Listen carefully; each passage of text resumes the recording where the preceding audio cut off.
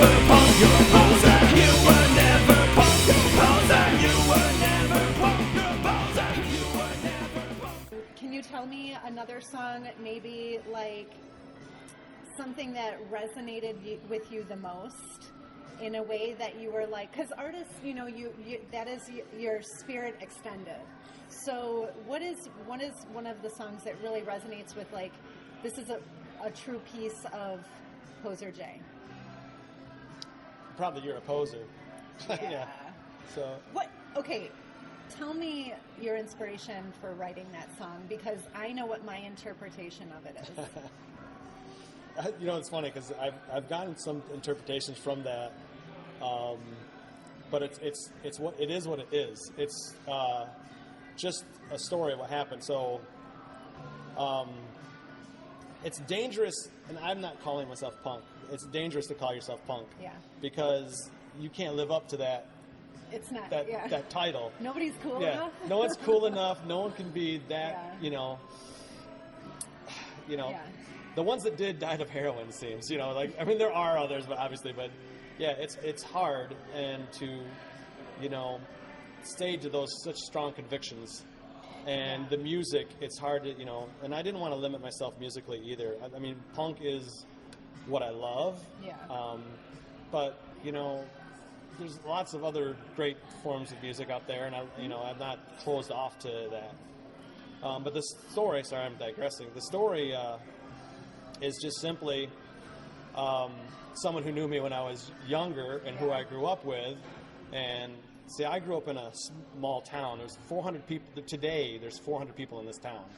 And that's it. There's a class of 56 kids, which was 3 towns. The school was for the 3 towns. Mm-hmm. And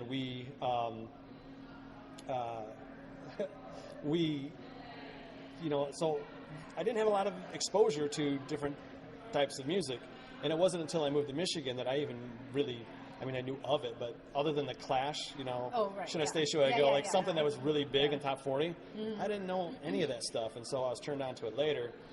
And it was just, you know, a friend that I still know, well, not even a friend, an acquaintance that I know who was calling me out on being, you know, not punk. And I was like, okay, then I'm a poser, which ended up being my name, which ended up, then I wrote a song about it. But I love how you, like, took that, what was supposed to be, like, thrown at you as, like, an insult, and you were like, actually, I'm going to make that my name and take the power back on that. I mean, it's not like, it's just, you can't change people's minds. It's like the Angry Sheep, the title of the album, that came from, you know, a lot of the politics today, and I'm thinking, what a bunch of sheep. And then the sheep go, you're sheep. Yeah.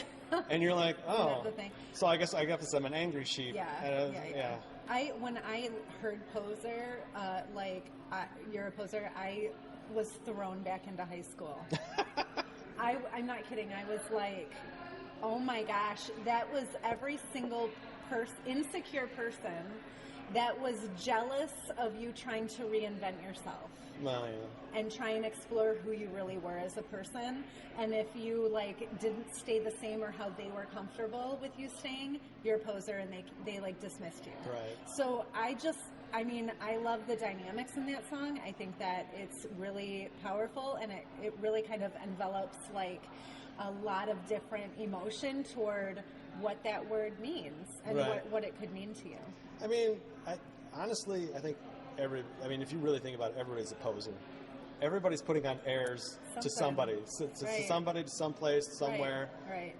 Everybody's, you know, sucked in their gut, like Instagram, the highlight reel. Yeah. Like it's your highlight reel on Facebook. You're only showing the best things about, you know, what's going on. Yeah. So it's, you know, everybody puts on airs, and the ones that claim they don't are probably again lying. I mean,